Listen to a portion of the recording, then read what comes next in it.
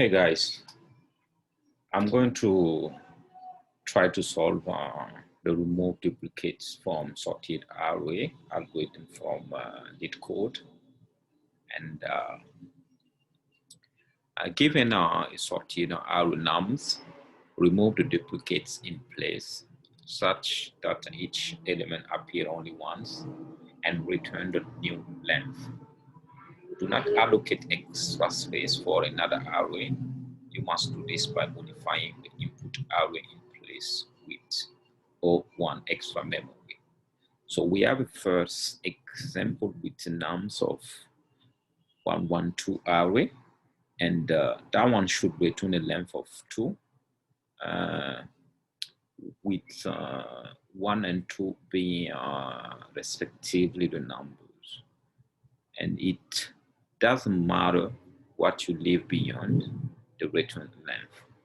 So for the second example, we have a much larger array, and it is going to return a length of 5, and the numbers should be 0, 1, 2, 3, and 4.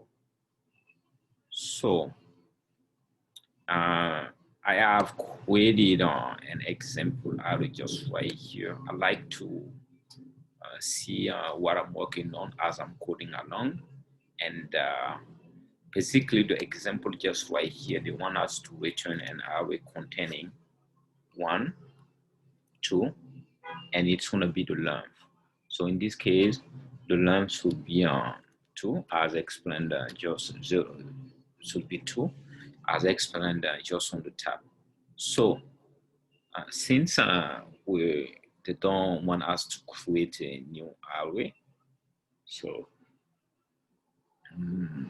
there is many ways of doing it, but I'm going to approach this algorithm by first creating an index variable, which is going to start at 0.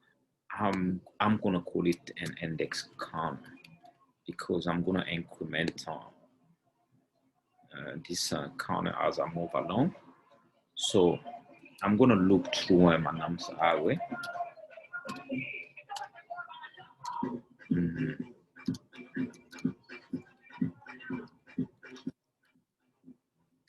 And then I'm going to increment I as I'm looking through my nums array. So then I'm going to use an if statement to check if nums at the index of I is not equal to nums at my index counter. Then I want to increment my index counter and then set nums at my index counter to be equal to nums at the index of I. And then I'm going to return my index counter plus 1. So I'm going to try to explain my thought process for this algorithm. So on line 10, basically what this if statement is doing is first to check if nums at the index of I, in this case is going to be 1, is not equal to nums at the index corner. And the index corner is starting at 0. So in this case also, it is going to be the same 1. So in this case, my if statement is false. So it's going to jump. My loop is going to jump to the next number, which in this case is going to be the next 1. So it's going to check again. It is going to be the same because my index count is still 0. So in this case, the next number is 1. So it is going to be false because they are the same, and it's going to jump to the third number. So in this case, nums at the index of I is going to be these 2. and nums at the index of corner is going to be still be this one just right here. So in this case, this if statement is true, so it's gonna go to the if statement body, and then I'm incrementing my index corner. Instead of being 1 now, my index corner is going to be instead of being 0, my index corner is going to be 1 since I have incremented it. And now I'm setting nums at the index of 1. So in this case, it is going to be this one just right here. I'm setting it equal to the number 2. So basically, I'm deleting this one just to have unique numbers inside my array. And then I'm returning on line 15, I'm returning index corner plus 1.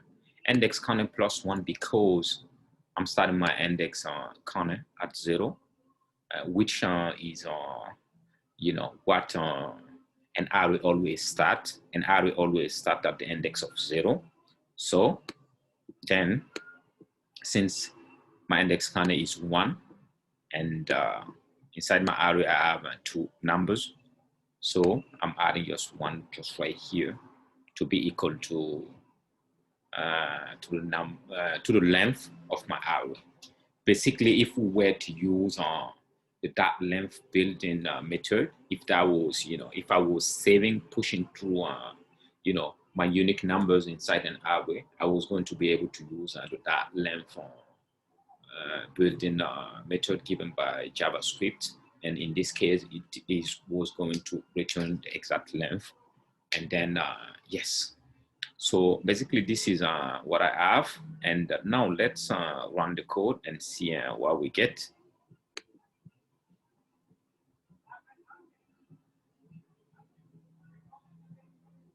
Okay. And the expected result is 112. And this is what we have. Now let's submit the code. Okay, the code is being accepted. Now let's see where we are. Yeah, it isn't bad. We are among 70 to 42% of JavaScript submission. And yes, thank you so much for watching this video, and see you guys next time for another algorithm solving.